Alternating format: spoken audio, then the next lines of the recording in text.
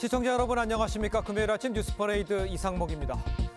북한 김정은이 핵물질 생산 기지를 찾아서 핵무기 생산을 독려했다고 북한 매체가 보도를 했습니다. 김정은은 우라늄 농축 기지를 돌아보면서 보기만 해도 힘이 난다 이렇게 만족감을 드러냈다고 하는데 북한이 우라늄 농축 시설 모습을 공개한 것은 이번이 처음입니다. 보도본부 연결해서 자세한 소식을 좀 알아보도록 하겠습니다. 자, 차정승 기사 자세한 소식 전해주시죠.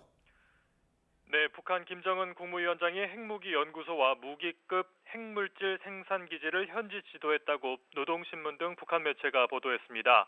이들 매체는 김정은 위원장이 시설을 돌아보며 핵탄 제작에 요구되는 무기급 핵물질 생산 계획을 어김없이 수행하고 있다며 이 핵무기 생산 부문 과학자와 기술자들을 치하했다고 전했습니다. 김 위원장은 우라늄 농축기지 조정실을 직접 돌아보며 보기만 해도 힘이 난다고 했고 원심 분리기 대수를 더 늘리고 새로운 원심 분리기 도입 사업도 이 계획대로 하라고 지시했습니다. 그러면서 김 위원장 시찰 모습과 우라늄 농축시설 사진도 공개했는데요. 북한이 김정은의 우라늄 농축시설 시찰 모습과 사진을 공개한 것은 이번이 처음입니다. 앞서 김정은은 9일 북한 정권 수립일에 간부들을 모아 연설을 하면서 핵무기를 기하급수적으로 늘리라고 주문하기도 했는데요. 김 위원장은 어제 발사한 탄도미사일 발사 역시 직접 현장에서 챙겼다고 북한 매체들은 전했습니다. 어제 북한 평양 일대에서 동해상으로 단거리 탄도미사일을 여러 발 발사했는데 이 북한은 성능을 향상시킨 600mm 방사포라고 주장했습니다. 지금까지 보도본부에서 전해드렸습니다. 다음 소식입니다. 추석 연휴를 앞두고 정부와 여당이 의료계 설득을 위한 총력전을 벌이고 있습니다. 의료단체 일부라도 이 참여를 하면 추석 전 일단 여야 의정협의체를 가동하겠다 이런 계획입니다. 이 문제를 논의하기 위해서 열린 이 당정협의회에서는 한동훈 대표와 의제를 놓고 이 한덕수 총리가 격론을 벌이기도 했는데 그만큼 이 지금의 상황이 녹록지 않아 보입니다. 한송원 기자입니다. 당정협의회를 연 정부와 국민의힘은 의료계가 대화 테이블에 앉을 수 있는 명분을 제공하는 데 주력했습니다. 한동훈 대표는 박민수 복지부 2차관의 발언에 유감을 표했고 한덕수 총리도 전공의들의 대화 참여를 촉구했습니다. 그래서 일부 관계자들이 다소 상처를 주는 발언들이 있었던 것도 사실이었습니다. 그래서 유감스럽게 생각한다는 말씀을 드립니다. 전공의들이 오해를 풀고 현장에 돌아와 주시기를 간절히 기다리고 있습니다. 정부는 열린 마음으로 의료계와의 대화를 당정은 일부 의료단체라도 참여할 경우 추석 전 협의체를 가동한다는 데 뜻을 같이 했습니다. 하지만 비공개 회의에선 이견도 노출됐습니다. 한 총리가 2025년도 의대 정원을 의제로 열어놔선 안 된다고 못 박자 한 대표가 정원 조정이 어려운 건 알고 있다며 의료대란 상황을 책임질 수 있냐고 한 겁니다. 한 총리는 지금은 관리가 가능한 상황이라고 반박한 것으로 알려졌습니다. 당초 대화 참여 입장을 밝혔던 일부 단체가 정부의 태도가 변하지 않고 있다며 참여 거부로 선회한 것으로 알려졌습니다. 의료계는 물론 야당의 참여도 불분명한 상황에서 실제로 추석 전에 의료협의체가 출범할 수 있을지를 두고 여권 내에서도 전망이 엇갈립니다. TV조선 한송원입니다. 자, 이런 가운데 일단 추석 연휴 기간 병원에 방문할 경우에 이 진료비 본인 부담금 평소보다 약 30% 오릅니다. 오늘부터는 경증 환자가 응급실을 방문을 하면 본인 부담금 90%로 인상이 돼서 최고 9만 원을 더 내야 합니다. 이다솜 기자입니다. 올해 추석 연휴 기간 문을 여는 병원은 하루 평균 약 8천 곳입니다. 지난 설 연휴 기간보다 2배 이상 늘어난 수치지만 환자가 내야 하는 진료비는 더 많아집니다. 주말이나 공휴일에 적용되는 진료비 가산 제도가 추석 연휴 닷새간 적용되기 때문입니다. 평상시 평일에 동네 병원을 방문하면 초진 진찰료 17,610원 중 5,283원을 내야 하는데 연휴 기간 방문하면 6,868원을 부담합니다. 정부는 추석 연휴 전후 한시적으로 건강보험 수가를 인상하여 의료인들의 헌신에 조금이라도 보답하겠습니다. 응급실 대란 우려에 정부는 지역 응급의료센터 136곳 중 15곳을 거점 지역 응급의료센터로 지정해 응급 환자 대응에 나섭니다. 다만 경증 환자가 응급실을 방문할 경우 본인 부담금이 기존 50%에서 90%로 대폭 늘어납니다. 평상시 경증 환자가 권역 응급의료센터에 가면 본인 부담금으로 평균 13만 원을 내는데 오늘부터는 평균 22만 원을 부담해야 해 최고 9만 원을 더 낼 수 있습니다. 이 때문에 경증 환자나 비응급 환자의 경우 응급의료센터보다는 당직병원 방문이 나을 수 있습니다. 당직병원은 응급의료 포털 홈페이지나 응급의료 정보 제공 애플리케이션을 통해 확인할 수 있습니다. TV조선 이다솜입니다. 네, 도이치모터스 주가 조작 사건 항소심 재판부가 권오수 씨 등 피고인 9명 전원에게 유죄를 선고했습니다. 특히 주가 조작 일당에게 돈을 대고 이를 방조한 혐의를 받고 있는 손모 씨에 대해 1심의 무죄 판결을 뒤집고 징역 6개월에 집행유예 1년이 선고됐는데 비슷한 역할을 했다는 의혹을 받고 있는 김건희 여사에게도 영향을 미칠 수 있어 관심이 쏠리고 있습니다. 정준영 기자의 보도입니다. 항소심 재판부도 권오수 전 도이치모터스 회장이 2010년부터 2012년까지 주가를 조작한 사실을 인정했습니다. 재판부는 권 전 회장에게 1심보다 무거운 징역 3년, 집행유예 4년을 선고했습니다. 1심보다 형 무겁게 나왔는데 어떻게 생각하십니까? 주가 조작 선수와 전현직 증권사 직원들도 죄가 있다고 봤습니다.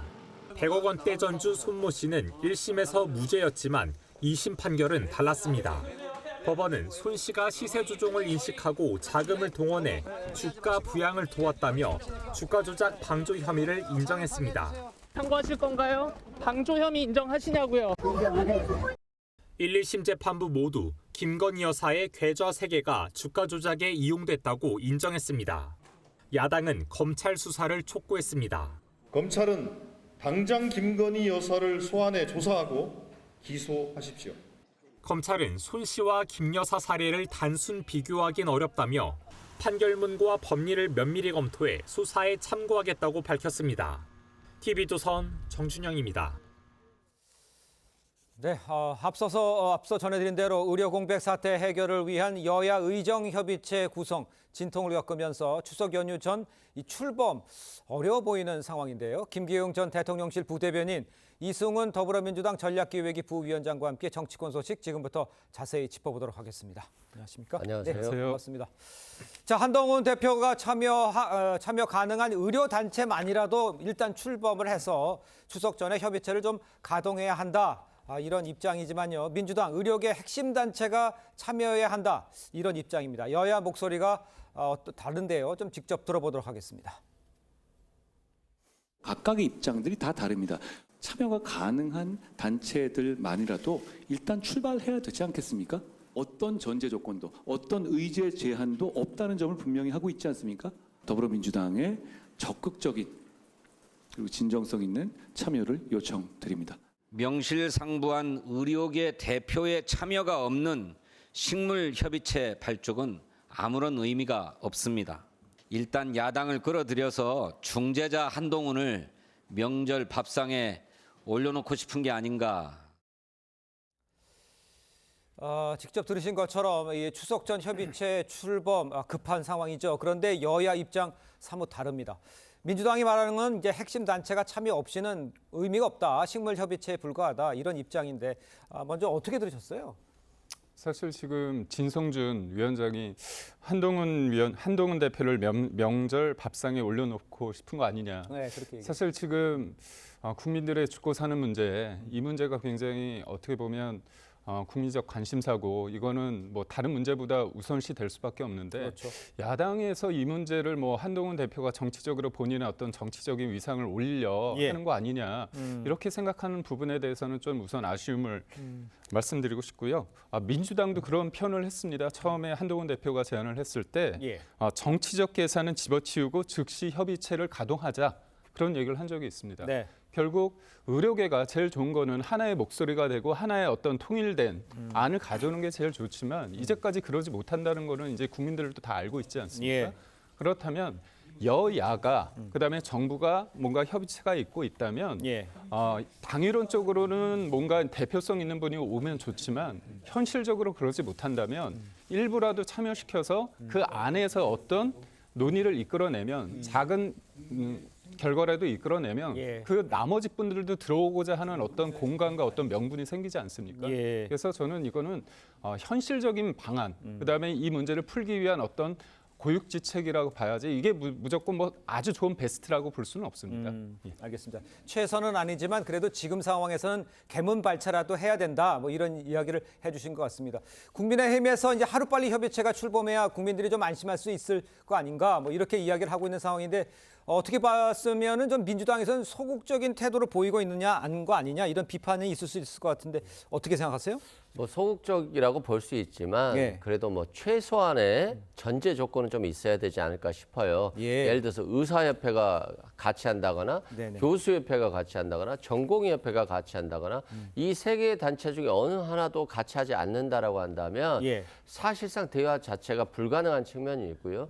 두 번째는 윤석열 대통령이 얼마 전에 정부 소관이다라고 하면서 한동훈 대표까지도 여기에 대해서 관여하지 말라라는 취지로 얘기를 했고 또 한덕수 국무총리도 지금까지도 마찬가지로 2025년도 의대 정원 문제는 고칠 수 없는 문제다라고 하면서 전제를 확실히 걸었어요. 그렇다라고 한다면 의사협회는 아예 참여하지 않겠다라고 하고 있기 때문에 최소한 한동훈 대표가 정부와의 관계에 있어서 어느 정도의 재량권을 가져와야 되고요. 또 추석 기간 내에 의사협회가 됐든 교수협회가 됐든 전공의협회가 됐든 어느 단체라도 하나라도 이 여야 의정협의체에 끌어들일 수 있는 정도의 준비는 해야 되는 게 맞지 않냐 싶습니다. 그러니까 큰 단체가 어느 정도 한 의협이라든가 뭐 전공이라든가 들어와야 그게 전제가 돼야 이제 할 수 있다 이런 입장이시군요. 그렇죠. 상황은 급박한데 의견은 지금 계속 갈리고 있는 상황입니다.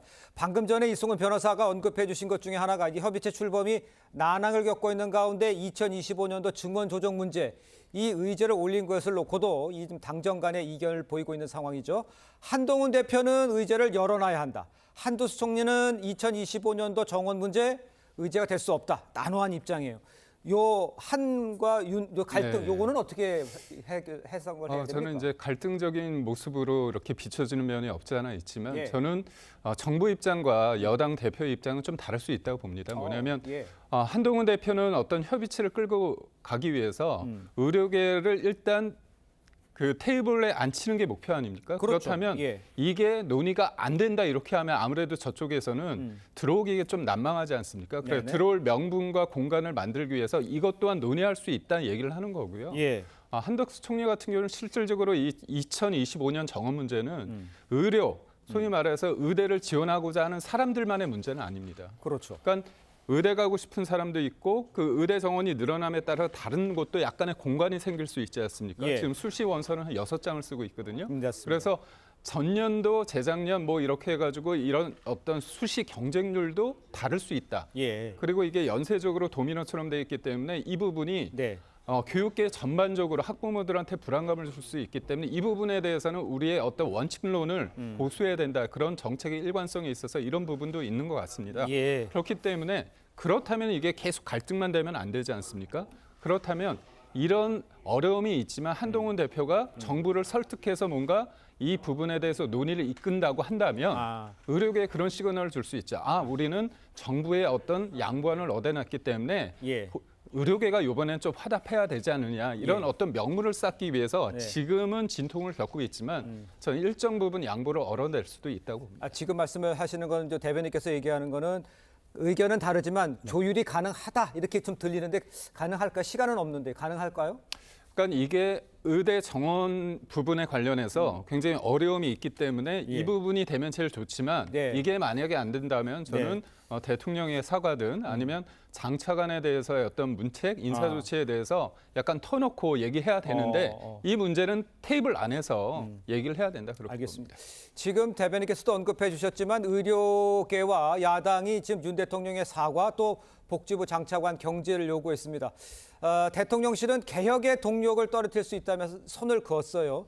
이것도 뭐 가능성이 있다라고는 얘기는 했었습니다만 뭐 밖에서 봤을 때는 어떻습니까? 밖이란 표현 죄송합니다. 밖은 아닐 수 있는데 같이 공유 의견을 나눠야죠. 그러니까 그런 거죠. 대통령께서 자신이 하는 건 의료 개혁이고 여기에 대해서 반대한다거나 이견을 내면 저항 세력이라는 취지로 얘기를 했어요. 이게 이제 이 사건이 풀리지 않는 가장 큰 문제라고 생각되고요. 좋은 개혁이라고 할지라도 좋은 방법으로 유능하게 해야 되는 거잖아요. 그런데 지금 돌파구가 없잖아요. 김기영 부대변인 같은 경우는 그 아무래도 그 뭐 대통령실과 한동훈 대표 간의 국합 배드값 전략 같이 그런 게 좋지 않냐. 근데 그게 좋을 수는 있어요. 근데 문제는 의사협회나 의사들이 국합 배드값 전략으로 믿는 게 아니라 이건 뭐 신뢰가 없다. 아예 여당 대표는 뭔가 조정해 볼 수 있다라고 하고 국무총리나 대통령은 절대 안 된다고 하니까 이건 자신들을 속이는 거라고 생각하고 신뢰하지 않기 때문에 참여하지 못하겠다는 거잖아요.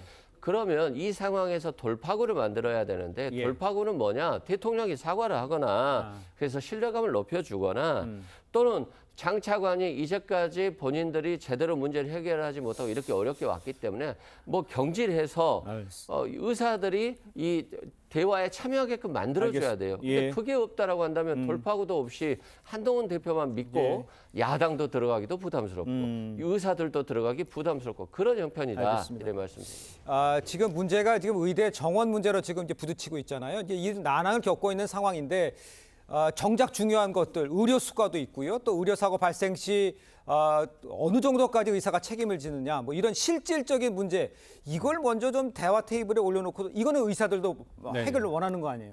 이걸 먼저 하는 방법은 안 되나요? 어떻습니까? 제가 의사분들 만났을 때 그런 표현을 하시더라고요. 의대 정원 문제는 루비콘 강을 건넜다. 그래서 양보할 수 없다고 얘기를 하셔서 그렇다면 정부가 그냥 손 놓고 있는 게 아니라 실질적으로 의사 선생님들이 되게 많이 이제 걱정하시는 게 이제 의료 소송 아닙니까? 맞습니다. 그러니까 본인들은 선한 의지로 했는데 응급실 상황은 응급하고 심각하기 때문에 적절한 조치를 하더라도 결과가 그렇게 담보되지 못하는데 이런 부분에 있어서 어떤 책임성, 법정 소송까지 갔을 때 이런 부분에 대해서 면책에 대한 부분을 정부도 생각하고 있고 또 하나는 뭐냐면 의료실에 있을 때 저도 아플 때 보면 제가 어느 정도 아픈지 모르기 때문에 응급실을 찾게 되거든요, 아이들이. 근데 문제는 경증 환자일 경우 뭔가 다른 병원으로 전원할 수 있는 권한을 줘야 되는데 그런 것도 없다고 그럽니다. 그리고 또 하나는 술 취한 환자들이 폭력을 행사해도 그걸 맞으면서도 또 치료는 해야 된대요. 이런 부분에 있어서 그런 어떤 권한에 대한 명시적으로 권한을 주는 어떤 조치까지도 테이블 안에서 저는 논의가 될 수 있다고 하는데 의료계에서는 뭐라고 얘기하냐면 그런 얘기를 선제적으로 해라. 근데 충분히 준비가 되어 있습니다. 그렇기 때문에 의대 정원만 저희가 고집하는 건 아니고 의사 선생님들의 어떤 지금까지의 어떤 고민, 변화 그런 부분도 고민하고 있으니까요. 꼭 참여해 주실 수 있겠습니다. 자, 어제 있었던 이 대정부 질문 마지막 날 질의에서도요. 의료 공백 사태에 책임을 놓고 한덕수 총리가 민주당 의원들과 설전을 벌였습니다. 영상으로 먼저 만나보고 이야기를 이어가겠습니다. 국민들 너무 힘듭니다 지금. 그런데도 정부는 계속 잘했다는 태도를 하고 있어요. 그 태도를 바꾸세요. 잘못했으면 잘못을 시인하세요. 저는 의원님 말씀이 전혀 동의할 수가 없습니다. 그렇게 일방적으로 저한테 답변할 시간을 주세요. 유석의 의원님들은 좀 가만히 계세요. 지금 응급실 뺑뺑이로 인한 사망사고 사례도 잇따르고 있죠. 알고 계시죠? 잇따른다는 표현은 좀 과장입니다. 그거는 가짜 뉴스입니다. 가짜 뉴스예요. 죽어나가요? 어디에 죽어나갑니까? 최선을 다하고 있습니다. 그것은 의사 선생님과 간호사들을 모욕하는 겁니다. 자, 응급실 뺑뺑이가 정부 책임이냐 아니면 이 가짜 뉴스냐 이러고 맞서고 있는데 어제 저 상황은 어떻게 보셨어요? 그러니까 좀 한덕수 총리가 조금은 더 국민들 목소리에 좀 귀 기울였으면 좋겠다. 계속해서 기사가 나오잖아요. 응급실을 뺑뺑이 돌다가 환자가 사망하거나 중증에 빠지거나 뇌사 상태에 빠지거나 이런 사례들이 많이 있는데 그렇다라고 한다면 그런 일이 없다라고 하면 그 기사들은 다 가짜인 거잖아요. 그런 측면에서 가짜 뉴스라고 하지 말고 정말 그게 가짜였는지를 확인해 주면 될 것 같고 119에 정말 응급실 상황이 어떻는지 확인해 줘야 될 것 같다. 그렇지 않으면 국민들은 불안해하고 정부에 대한 신뢰를 잃고 여론조사에서도 보듯이 70대 이상에서도 윤석열 정부에 대한 신뢰도가 굉장히 많이 떨어지고 있기 때문에 이 부분은 확실히 좀 해줘야 된다 이런 말씀드리고 자꾸 여당이나 야당이나 국민을 등 돌리기보다는 여당도 품고 야당도 품으면 또 국민도 오지 않겠습니까? 그러면 의료개혁도 풀리고 연금개혁도 풀리고 여러 가지가 풀릴 수 있기 때문에 자꾸 개혁 대 저항 세력으로 이분화하는 것들, 분리하는 것 이건 좀 적절하지 못한 것 같습니다. 근데 이제 직접 보셨습니다만 한 총리가요 대정부 질문 내내 야당 의원들과 설전을 벌이면서 아주 강경한 모습을 보였어요. 과거의 모습과 다르다 뭐 이렇게 얘기를 많이 듣는데 어떤 의미로 변했다고 보십니까? 저는 환경이 사람을 바꿀 수 있다 그렇게 생각을 하는데요.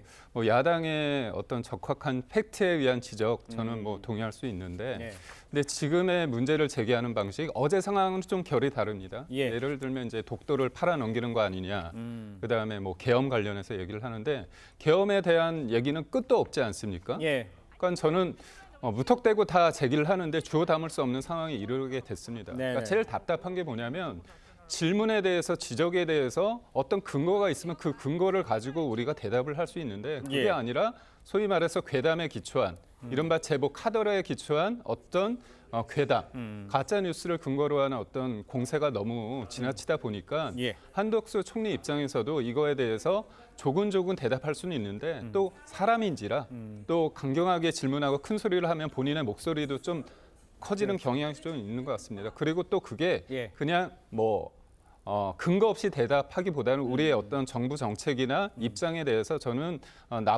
나름대로 팩트를 가지고 얘기하고 있다고 보거든요. 그런 관점에서 있어서 요즘 뭐 한덕수 총리의 재발견이다 이런 표현도 나오고 있습니다. 알겠습니다.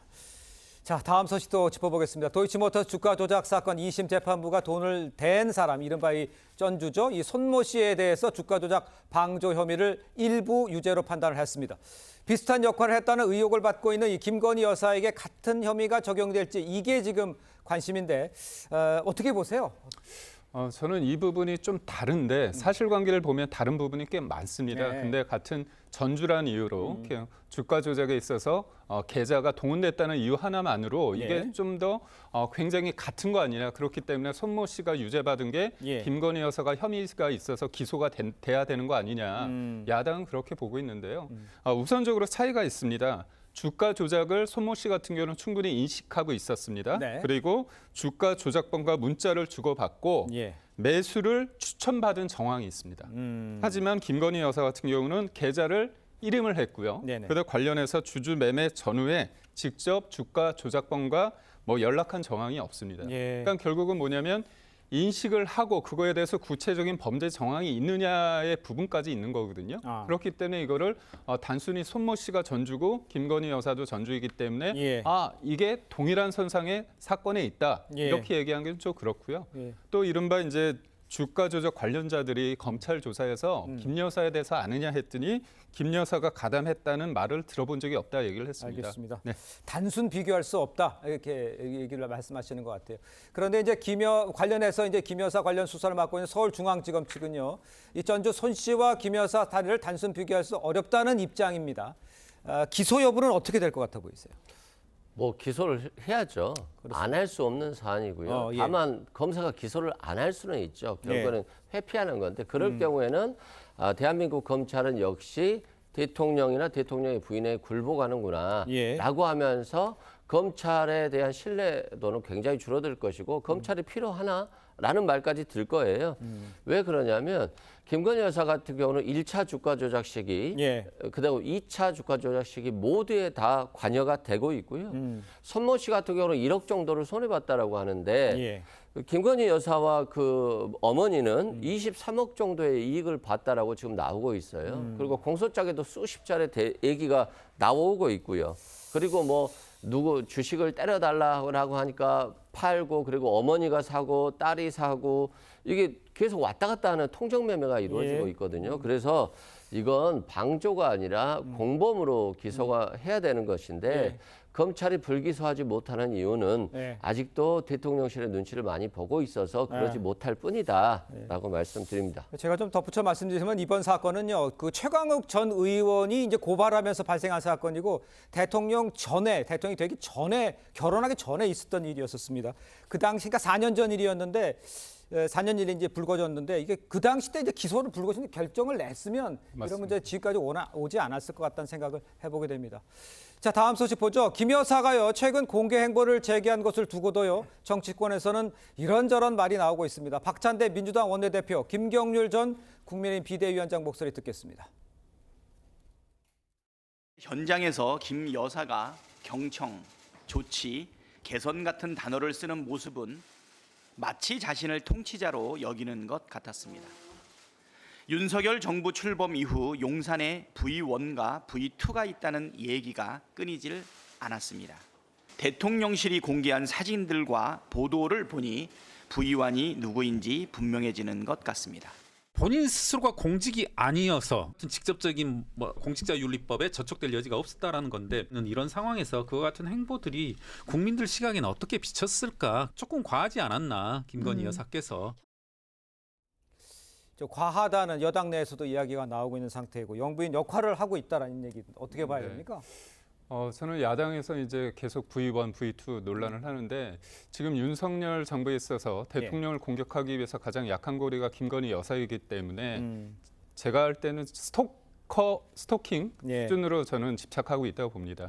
사실 우리가 다 기억하고 있지만 문재인 정부 때 그 순방 때 김정숙 여사가 문재인 당시 대통령보다 앞서서 이렇게 바른 자세로 힘차게 걷는 모습 다 기억하고 있지 않습니까? 또 어떻게 보면 단독 외교도 했습니다. 인도 가지 말할 타지 마을까지 간 적이 있습니다. 수억 들여서 대통령 전용기 타고요. 그리고 제가 기사를 찾아보니까요. TV조선에서 보도를 했는데 2019년 6월에 김정숙 여사가 대기업 10군데를 해서 비공개 오찬을 냈습니다. 그런 거 하면서 여러 가지 얘기를 했거든요. 그런 부분이 어떻게 보면 저는 위임받지 않은 통치 행위다 이렇게 지적할 수 있습니다. 그리고 김건희 여사가 다른 일도 아니고 자살 예방을 위해서 일회성도 아니고요. 지난해 갔던 행사와 비슷한 성격이거든요. 그런 관점에서 어떤 성격을 보지 않고 김건희 여사의 어떤 제스처나 말 한두 가지 단어를 가지고 이렇게 트집 잡는 거는 적절치 않다 그렇게 봅니다. 알겠습니다. 자, 이런 가운데 이제 추석 전 김 여사 특검법을 처리하려던 민주당 계획이 우원식 국회의장이 제동을 걸었지 않습니까? 이를 두고 민주당 강성 지지층 윤 정부의 경호의장이냐 이렇게 이제 강하게 반발하고 있습니다. 글쎄요, 이거는 어떻게 보십니까, 민주당 내에서? 저는 강성 지지층이 하는 말들은 그렇게 신경 쓸 필요는 없다고 생각되고요. 우원식 의장이 이걸 보류한 것이 잘했느냐 못했느냐가 이제 중요한 부분인데 그래요. 김건희 특검법은 국민들이 필요하다고 생각되고 도이치모터스 사건에서도 보듯이 문제가 많이 있다라고 생각합니다. 그럼에도 불구하고 대통령이 계속해서 거부권을 행사하고 있는데 굳이 추석밥상에 다시 이 특검법을 올려서 대통령이 거부권을 행사하는 모습들을 보여준다라고 했을 때 민주당이 정치적으로는 이득을 얻을지 모르겠습니다만 국민들이 정치에 굉장히 혐오감을 느끼고 있는데 추석마저도 그런 혐오감을 확산시키는 그런 자리로 만들어야 되느냐에 대해서 저는 개인적으로 우원식 의장이 잘했다라고 생각되고 특검을 올리는 게 중요한 것이 아니라 통과시키는데 이제는 집중해야 될 때다 이렇게 말씀드립니다. 알겠습니다. 자, 오늘 말씀은 여기까지 듣겠습니다. 두 분과 인사 나누겠습니다. 고맙습니다. 감사합니다. 네, 본격 추석 연휴를 하루 앞둔 오늘 인천공항 벌써부터 북적이고 있습니다. 하루 휴가를 내고 연휴를 해외에서 즐기려는 이 시민들 몰려든 때문인데 인천국제공항에 나가 있는 취재 기자를 연결해서 자세한 상황 알아보죠. 자, 송민선 기자, 벌써 많이 북적이는 모양이네요. 네, 인천국제공항 제1여객터미널엔 이른 아침부터 여행객들로 북새통을 이루고 있습니다. 시간이 지날수록 인파는 더 늘어나는 모양새인데요. 오전 8시 기준 현재까지 인천공항을 통해 오늘 출국한 사람만 2만 7천여 명에 달합니다. 인천공항공사는 오늘부터 18일까지 이번 추석 연휴 기간 동안 인천공항을 이용하는 사람만 120만 명이 넘을 걸로 내다봤습니다. 하루 평균 20만 1000명꼴로 역대 추석 중 최대 인원을 기록할 걸로 예상됩니다. 어제 하루 동안에만 10만 명 넘는 여행객이 해외로 나갔고 오늘은 11만 4천여 명이 국내를 빠져나갈 걸로 보입니다. 추석 연휴 기간의 고속도로 통행량은 명절 당일인 17일에 가장 많을 걸로 예측됐습니다. 귀성길은 16일 오전에 가장 붐비고 귀경길은 18일 오후에 가장 막힐 전망입니다. 정부는 이번 추석 연휴에도 고속도로 통행료를 면제하기로 했습니다. 고속버스와 KTX 등 대중교통 수송력도 대폭 늘릴 예정입니다. 인천국제공항에서 TV조선 송민선입니다. 네, 부산에서 70대가 몰던 승용차가 인도로 돌진하면서 행인 2명이 숨지는 사고가 발생을 했습니다. 네, 관련 내용 최진영 변호사, 이승은 변호사와 함께 자세히 짚어보도록 하겠습니다. 안녕하세요. 안녕하세요. 자, 70대 운전자여 급발진을 주장한 것으로 지금 알려졌는데 CCTV에는 차량이 역주행으로 질주하는 장면이 담겨 있습니다. 시청역 역주행 참사를 닮았다 이런 지적도 있습니다. 어떻게 된 일인지 좀 설명해 주세요. 그렇습니다. 서울시청역에서 9명이 사망한 참사가 기억이 아직까지 있는데 부산에서 가장 또 번화가라고 할 수 있는 해운대구 구청 앞 삼거리에서 일어난 사건인 것 같습니다. 어제 점심 무렵이라고 하는데요. 물적 피해로서는 트럭 한 대를 들이받고 상가 입구를까지 들어받고 섰다고 하고 그 가운데 한 10m 정도 인도를 사실상 쭉 가면서 60대, 70대 시민 2명을 들이받았는데 안타깝게도 2명이 사망했다라는 얘기가 있는 것 같습니다. 결국 지난번 서울시청 같은 경우에도 역주행 사고 그리고 또 인도까지 치고 하면서 사람이 많이 사망했던 사건과 유사하다라는 얘기가 있는데요. 그때도 그 사건의 가해자가 어떻게 보면 급발진이었다라고 주장을 했던 거와 비슷하게 이번 사건의 어떤 그 가해자 입장에도 갑자기 차가 급발진했다라고 지금 주장하고 있어서 사실관계를 밝혀야 될 필요성이 큰 것 같습니다. 네, 그런데요, 보통 이제 도로와 인도 사이에 가드레일이나 경계석이 좀 설치가 되어 있잖아요. 근데 이번 같은 경우에는 설치가 되어 있지 않았었다고 해요. 그러면 이것 때문에 조금 더 피해를 키웠다고 볼 수도 있을까요? 그렇죠. 이제 도로 폭이 3m 정도밖에 안 돼요. 그 인도도 3m 정도고요. 그런데 여기에다가 경계석 등을 세워놨다고 한다면 차량이 인도로 올라오는 데 좀 지장이 있겠죠. 그래서 사고의 안전성을 좀 담보할 수는 있는데 다만 이제 여기 식당들이 많다 보니까 주류를 내린다든가 식품을 내린다든가 이래야 되는데 이게 있으면 안 되는 거거든요. 그래서 그걸 없다 보니까 이렇게 예상할 수 없는 사고가 났을 때 결과적으로는 큰 피해로 일어났던 것 같고요.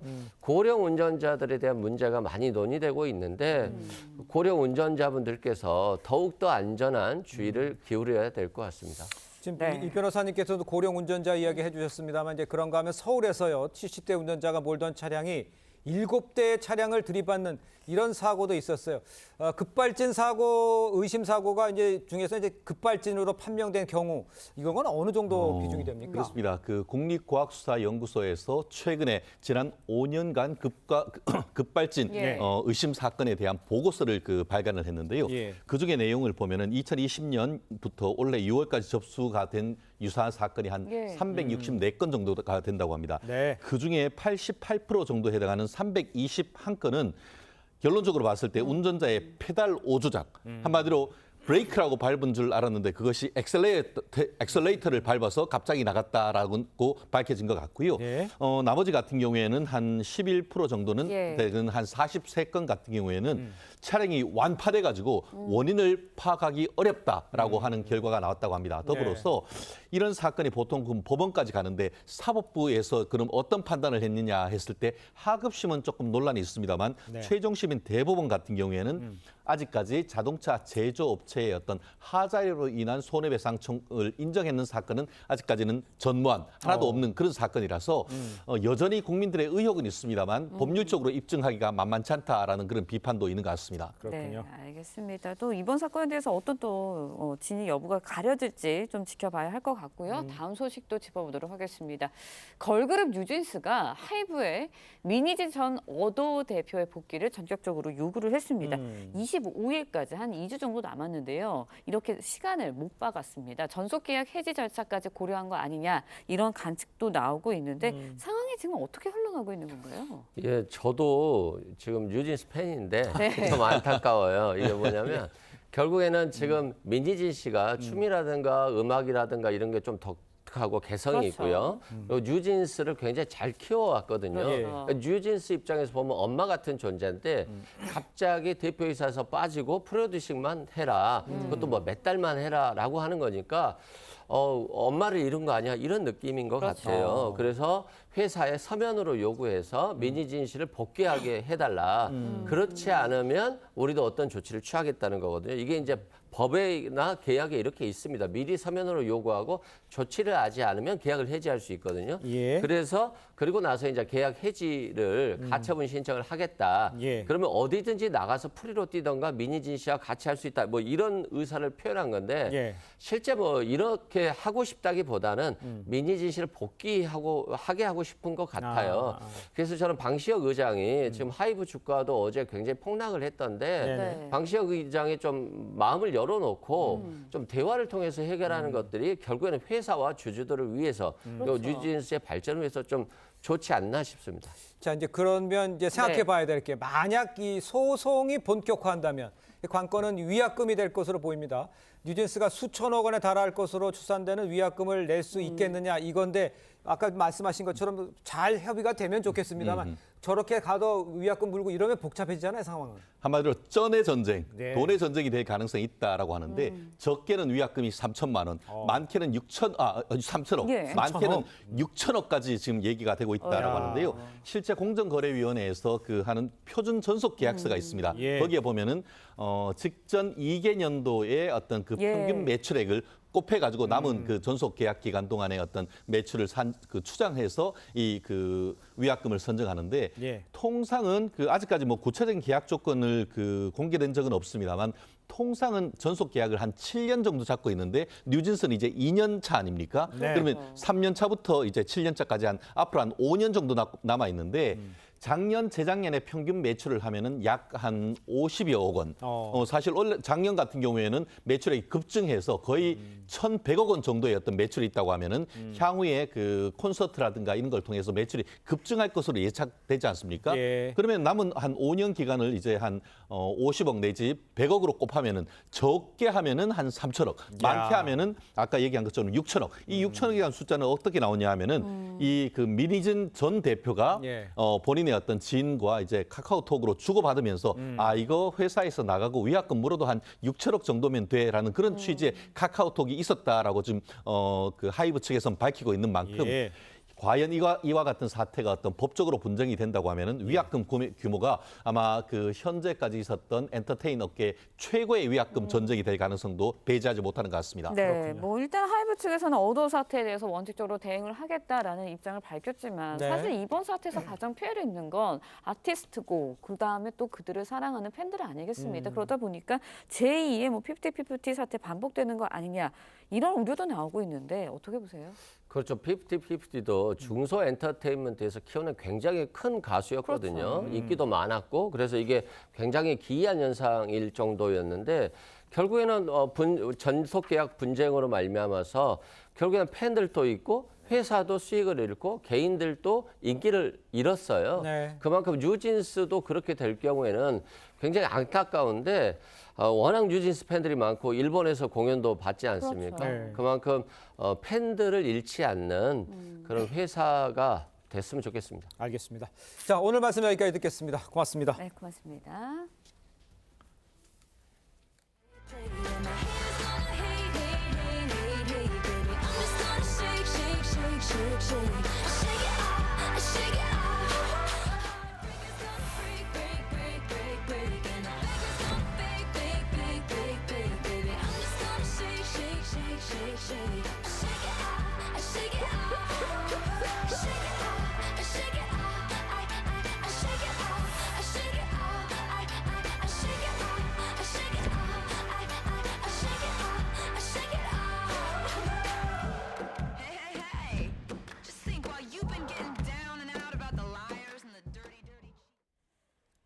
네, 미국의 여성 인기 가수 테일러 스위프트가 카멜라 해리스 민주당 후보 지지를 밝히면서 미국의 대선판 요동치고 있습니다. 막강한 영향력 때문에 대선의 핵심 이슈까지 바꾸고 있다라는 분석이 나올 정도인데요. 국제부 이정민 기자와 함께 자세히 짚어보도록 하겠습니다.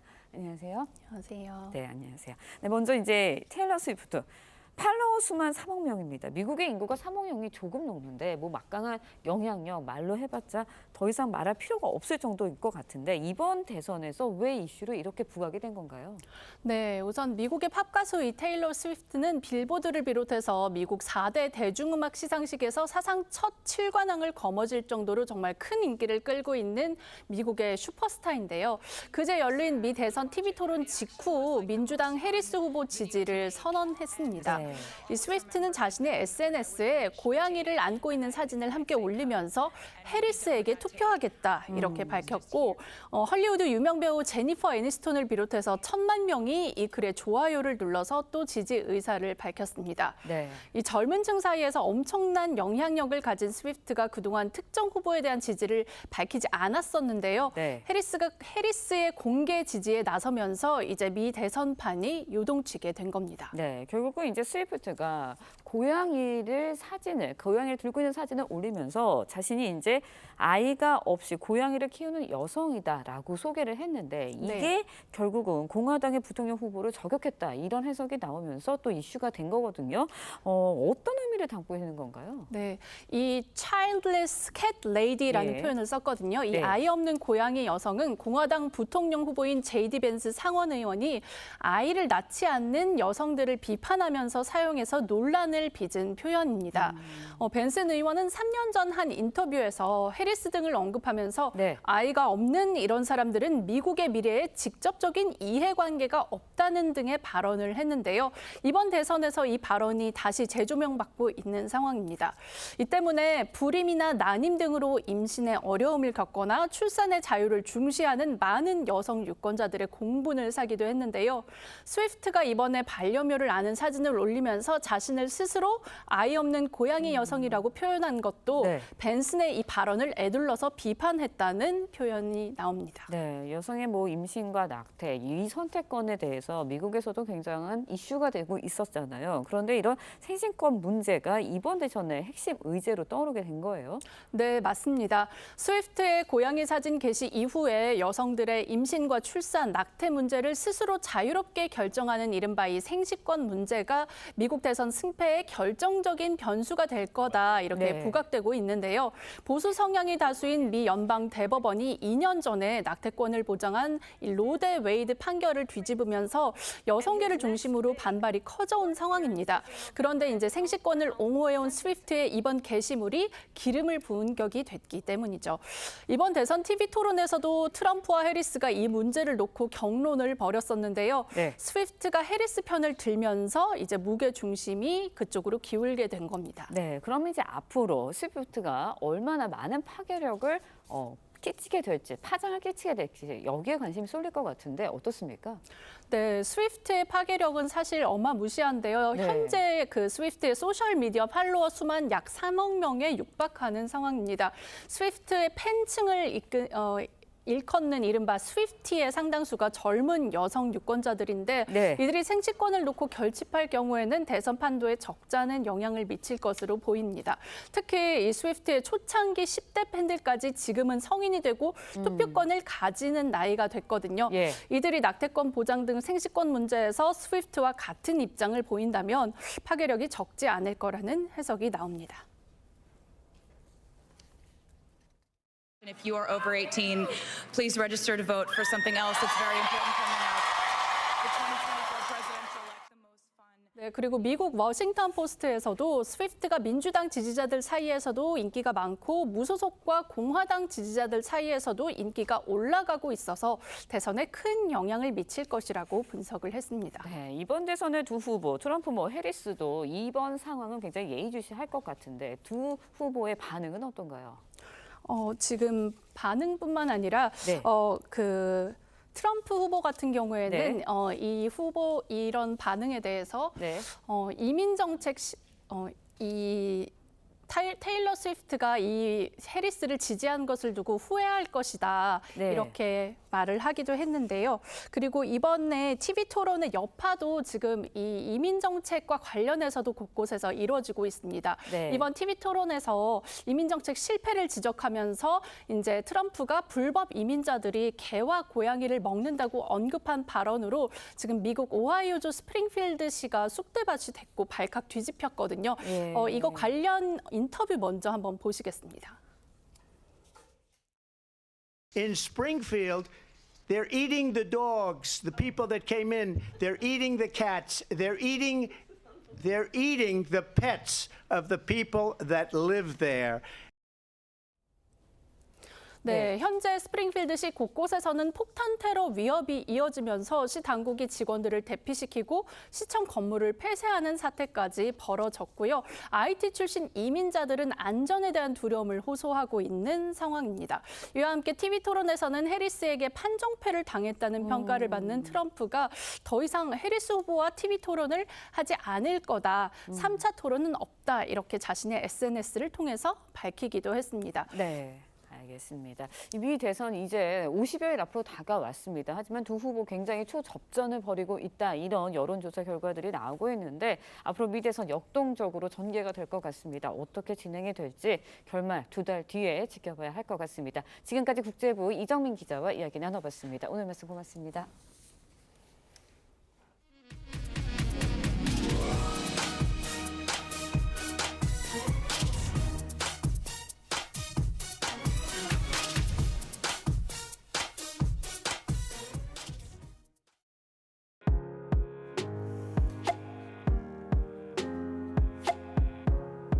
네, 렌즈에 담긴 그 순간 그 의미를 짚어보는 시간이죠. 사진 기자가 선택한 아침의 한 장입니다. 오늘은 조선일보 사진부 오종찬 기자와 함께합니다. 안녕하세요. 오늘 아침에 볼 사진 어떤 사진일까요? 네, 한복을 입고 예절 교육을 하는 어린이들이 활짝 웃고 있는 장면입니다.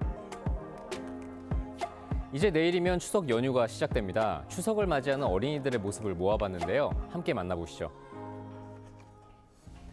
부산 진구청 어린이집 아이들이 큰절하는 방법을 배우던 중이었습니다. 아이들은 손을 잡고 달 모형 주위를 돌며 강강술래도 해봤습니다. 추석의 대표적인 음식 송편을 빼놓을 수 없죠. 광주 북구 복지센터에서 송편을 맛보는 아이들의 표정에서 행복함이 느껴졌습니다. 네, 송편을 맛있게 먹는 어린이 표정 정말 사랑스러운데요. 이제 본격적으로 기성행렬 시작됐다고 보면 되겠죠? 네, 오늘부터 휴가를 내고 하루 일찍 고향으로 향하는 사람들도 많습니다. 국토교통부는 추석 연휴 동안 총 3,695만 명이 이동할 것으로 예측했습니다. 티맵 명절 이동 데이터를 바탕으로 귀성길 꿀팁도 공개했는데요. 귀성은 오늘 저녁에, 귀경은 18일 새벽이 가장 수월할 것으로 전망했습니다.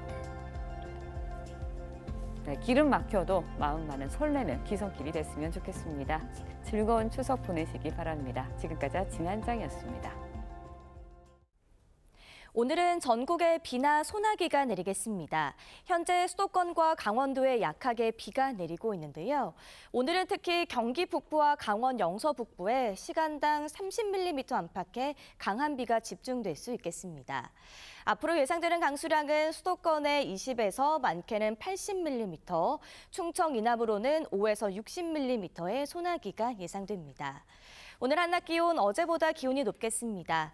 서울이 27도, 대전 32도, 대구는 34도까지 기온이 오르겠습니다. 추석 연휴에는 평년 기온을 웃돌며 늦더위가 나타나겠습니다. 내일은 중부지방에, 일요일과 월요일에는 강원 영동과 남부에 비가 내리겠습니다. 추석 당일에는 전국에서 한가위 보름달을 만날 수가 있겠습니다. 오늘부터 추석 연휴 귀성길이 시작됩니다. 고향길로 향하는 장거리 운전에 필요해지는 몸을 위해서 운전자석에서 간단하게 할 수 있는 스트레칭 알려드리겠습니다. 지금 뉴스를 함께하고 계신 시청자분들도 쉽게 따라할 수 있는 동작들인데요. 함께 따라해 보시죠. 먼저 목 스트레칭입니다. 목이 뻐근해질 때 한쪽 팔로 어깨를 잡은 후 반대 방향으로 목을 기울여줍니다. 승모근과 두개골이 연결된 근육들을 전체적으로 늘려주는 건데요. 반대쪽도 똑같이 3초 정도 지그시 눌러줍니다. 다음은 오랜 시간 핸들을 잡으면 손목에 무리가 갈 때 하는 동작인데요. 한쪽 팔을 앞으로 뻗고 손끝을 아래로 한 후에 반대편 손으로 뻗은 손을 눌러서 몸쪽으로 15초간 당겨주는 동작입니다. 반대 방향 똑같이 15초 정도 당겨줍니다. 오늘 알려드린 2가지 스트레칭으로 안전하고 행복한 귀성길 되시기 바랍니다. 오늘의 날씨 이나일입니다.